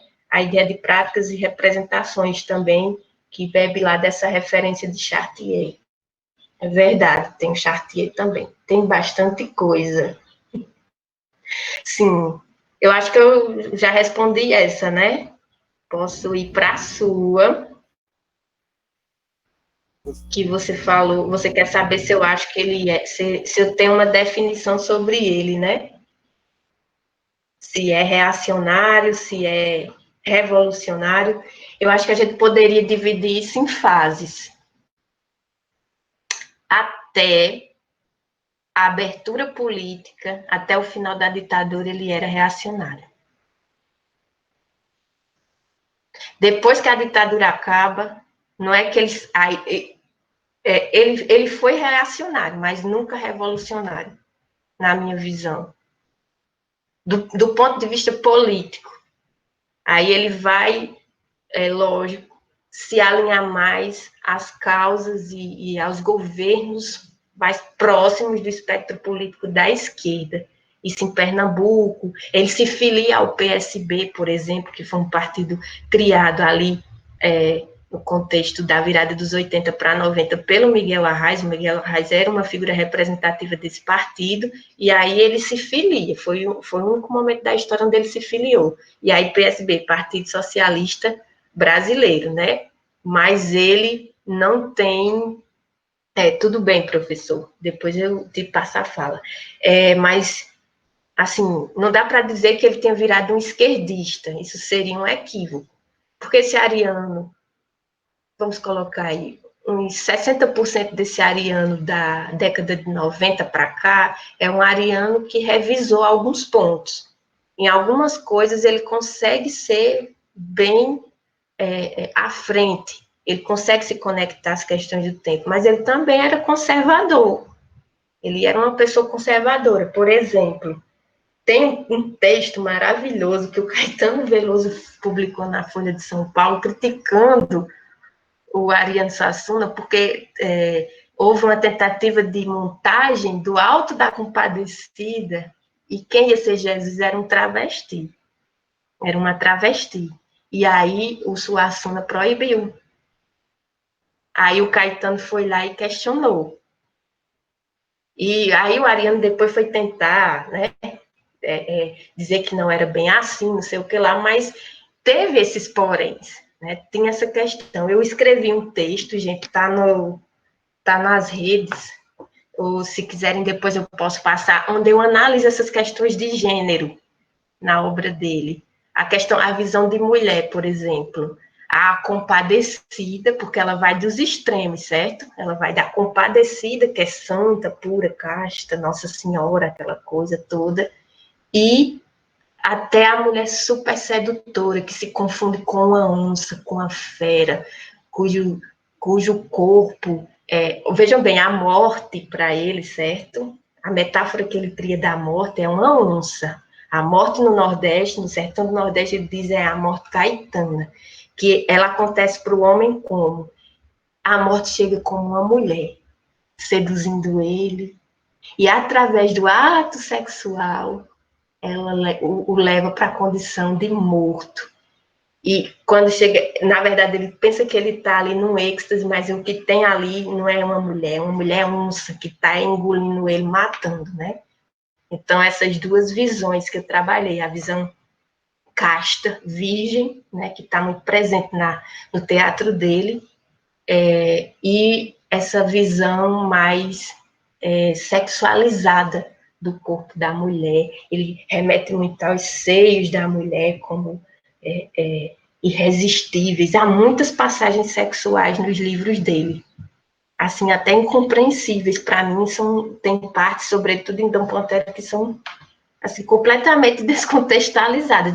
Deve ter contexto, mas eu li algumas vezes e não consegui encontrar uma relação. Parece, espera aí que eu vou devanear aqui, vou dar um break na reflexão e vou colocar uma coisa bem aleatória aqui, como, por exemplo, o que é o romance de Dom Pantera, o primeiro volume se chama Jumento Sedutor, o Jumento Sedutor.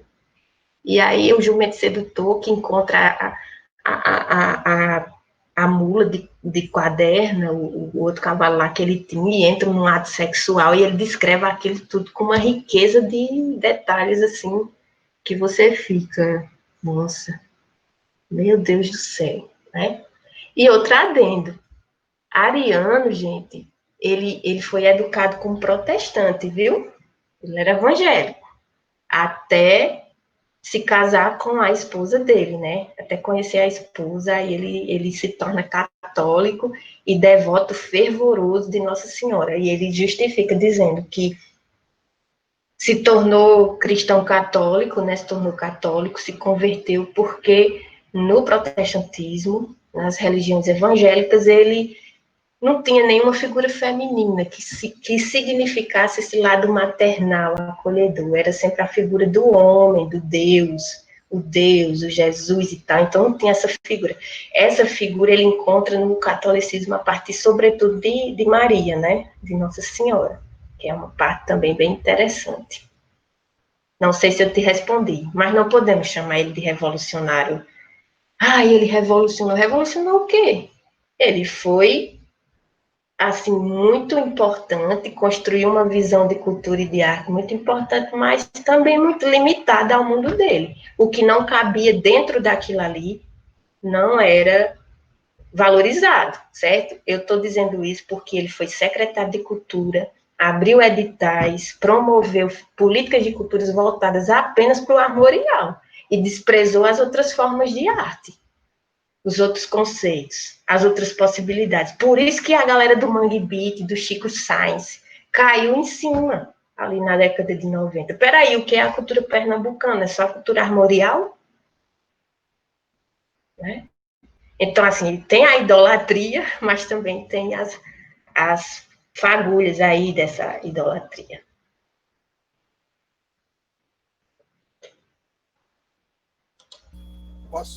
Posso dar um palpite também sobre esse, não especificamente sobre o Ariano, mas incluindo o Ariano, né? É porque, claro, o Ariano, a Josse é que conhece bem mais plenamente, mas é sobre essa questão da gente pensar certos autores, realmente, eles são muito, todos de alguma maneira são, né? O ser humano, de certa maneira, ele é complexo, né? Contraditório, ambiguidade. Alguns autores se tornam mais ainda, né? Porque eles se tornam fascinantes em algum aspecto e desprezíveis em outro, alguma coisa assim, ou tem posições, como a Milena estava colocando, que ela admirava a obra do Ariano, e de repente ela se depara com isso, aí isso se choca, né?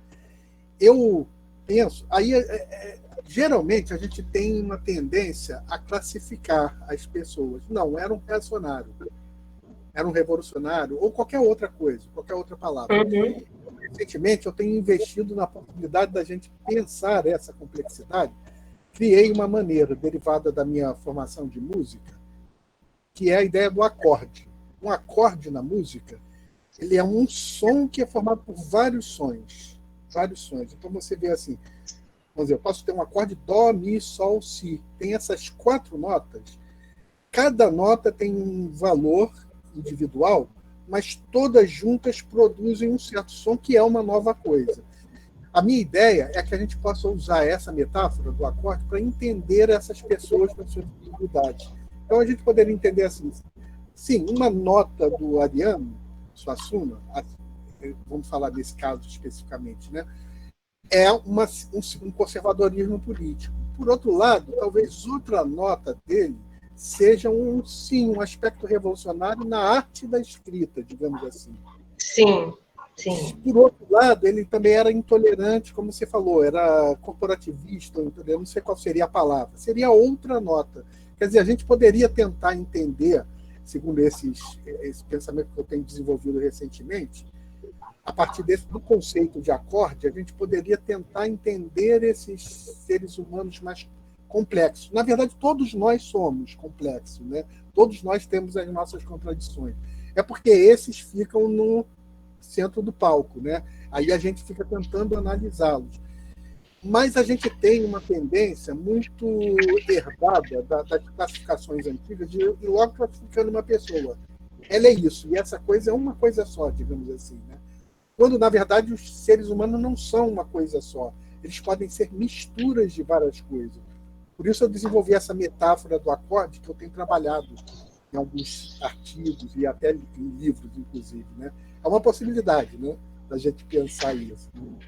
Mas, Jonas, você também teve o Antônio Carlos, ele também tinha perguntado uma pergunta bem simples e objetiva. Como que você tem acesso à sua tese? Aí eu acho que a gente vai ter que esperar ela ser depositada, porque em função da pandemia eu fiz todo o processo, mas ela ainda não está disponível no repositório da UFRRJ, né, na Rural. Ela deve estar lá disponível quando eu conseguir depositá-la, né? Porque eu fiz apenas aquele processo do SIGA e tudo mais, do depósito virtual. Falta agora o depósito, como é que eu posso dizer? O depósito oficial ali, né? Material físico. Mas se você quiser, eu posso lhe mandar a versão que eu tenho aqui, certo? Que foi a versão que eu encaminhei para o SIGA. Será a mesma versão que vai estar lá nos repositórios. Então, eu posso lhe encaminhar também por lá.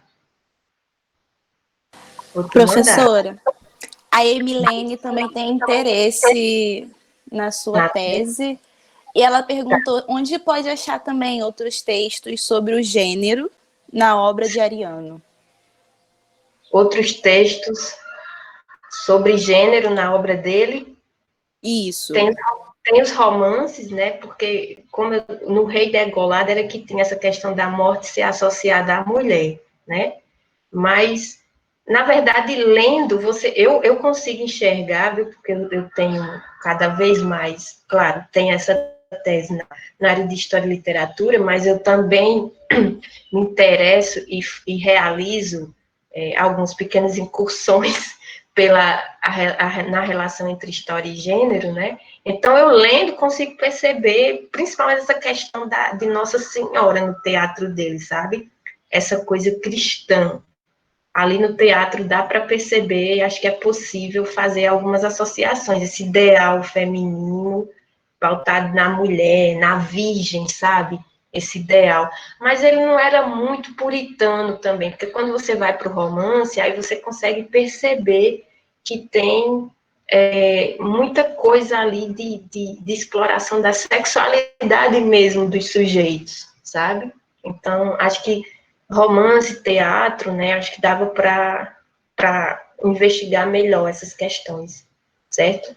Tem o romance da Pedra do Reino, o romance do Rei Degolado, e esse também do último que saiu do Dom Pantério. Aí as peças vai ter diversas, não só o Auto da Compadecida, você vai ter o Santo e a Porca, o Casamento Suspeitoso, dentre outros que, assim, tem humor, né?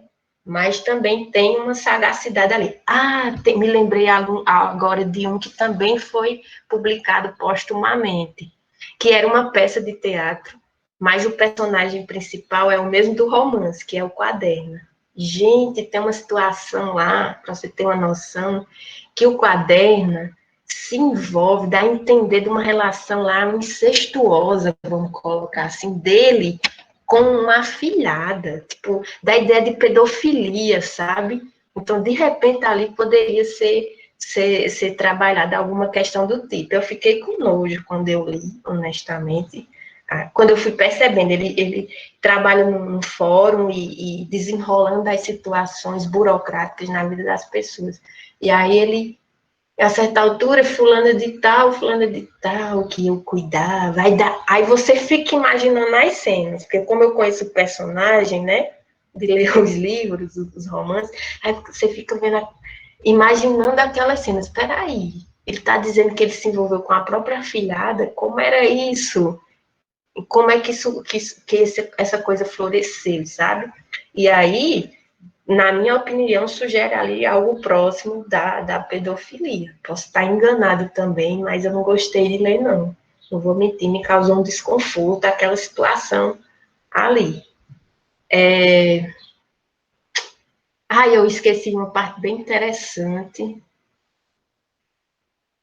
sobre que eu ia trazer para vocês. Eu pensei que aquele era o último slide, mas ainda tinha outro. Mas isso aqui a gente pode deixar para finalizar. Se vocês, claro, já não estiverem querendo que essa pessoa chata saia da tela e vá logo embora para a gente cuidar da nossa vida, né?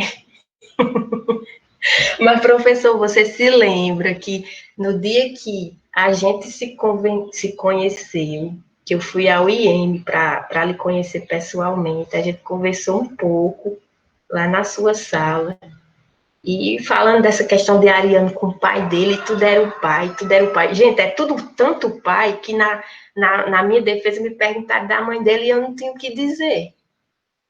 Não sei se o professor se lembra, mas a professora Daniela me perguntou sobre a mãe dele e cadê a mãe dele? Estava em canto nenhum. A invisível. Inclusive, é uma das primeiras perguntas que eu tinha anotado para te fazer, antes de fazer aquela, mas acabei falando a outra, mas era sobre essa questão da psicanálise, né? Até que ponto, né, nessa análise também não entra também uma reflexão, né? Um pouco psicanalítica também, né? Que você desenvolveu. tinha o seu papel ali também, uma parte ali de análise psicanalítica. Sim. Que é muito relação com o pai, né? Sempre tem relações diferentes do autor com pessoas da sua família, é muito comum isso, né? Uma relação ou de admiração ou de rejeição com o pai, isso está sempre presente na psique das pessoas, né? E isso aparece muito aí, né? No Suassuna, né? Essa relação tensa e ambígua, né? Com relação ao pai. Aí fica também uma pergunta se ajudaria também algum conceito ou alguma interação com a psicanálise, né? Dessa análise.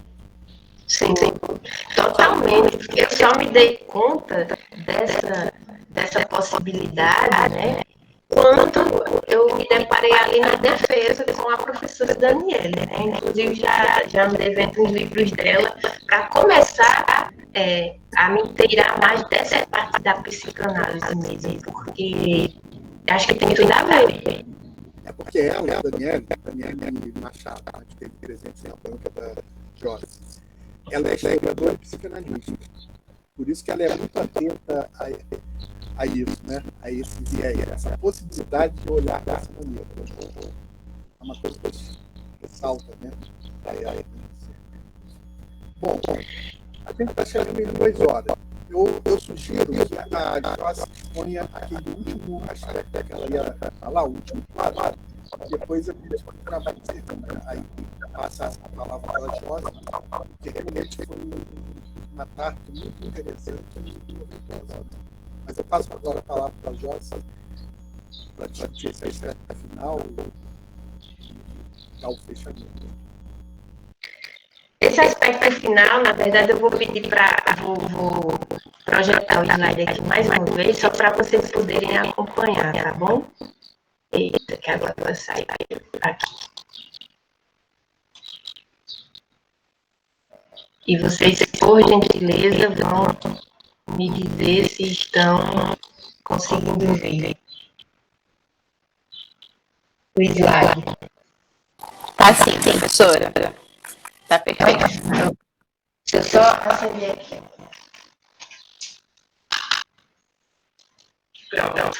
A última parte, gente, que eu reservei, que era para finalizar a minha fala, e de fato vai ser para finalizar, é este aspecto aqui, né, justamente essa parte final da importância do pai, da perda do pai, que vai ser uma marca para a vida dele. E aí ele se interessa por sertão, por Nordeste, na tentativa de recuperar esse universo que ele atrela a figura e a identidade do pai, né, ao longo da sua vida e da sua trajetória. E aí eu falei que ele era poeta, né, e esse poema para mim traduz o que foi a vida e a busca artística de Ariano, sabe? E essa coisa aí com relação ao pai dele, claro que vai se interrelacionar com muitas outras questões, né? Porque, enfim, a gente aprende que é complexo, né? Mas o que aconteceu? Quando eu estava no mestrado, eu fiz eu coloquei uma melodia nesse poema, porque ele me chamava muita atenção, ele foi o vetor de inspiração mesmo, naquela altura. E aí eu segui todo o poema, só o refrão mesmo que eu criei, tá certo? E aí eu gostaria de apresentar para vocês agora. Vou ver se eu consigo, o violão está bem desafinado e a voz deve estar cansada. Mas vamos lá. Aqui morava um rei, quando eu era menino, vestia ouro e castanho no gibão, pedra da sorte sobre meu destino. O salve junto ao meu, seu coração, para mim seu cantar era divino. Coração da viola do cantava com voz o desatino, o sangue e o riso. norte do sertão, mas mataram meu pai. E desde esse dia eu me vi como cego sem meu guia. Que se foi para o sol transfigurado, sua efígie eu sou a presa, pela brasa impéria, fogo acesa, espada de ouro, em paz ensanguentada, ser transformada, minha vida custou meu lugar a florear, ser transformada, minha vida custou meu lugar a florear.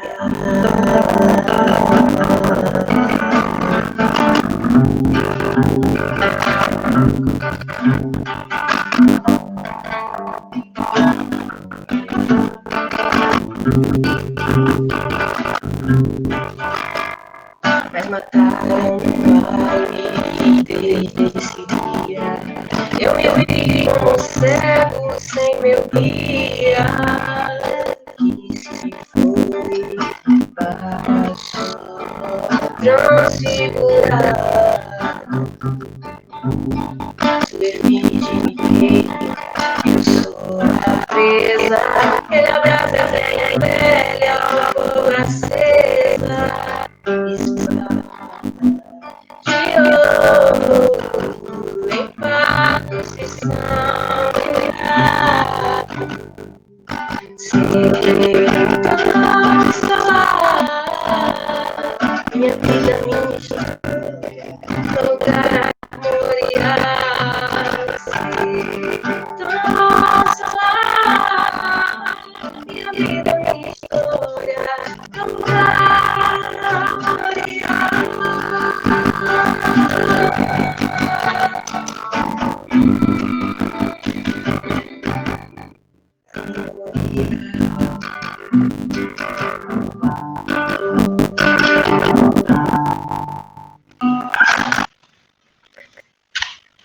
Então, na verdade, era só para fazer este pequeno adendo, esse poema de Ariano, né? Eu fiz durante o mestrado, então, possivelmente entre 2010 e 2011, essa brincadeirinha aqui, né? Agora é muito atrevimento meu, né? Porque professor aqui de música, de história, e eu me atrevendo aqui nesse território. Mas, enfim,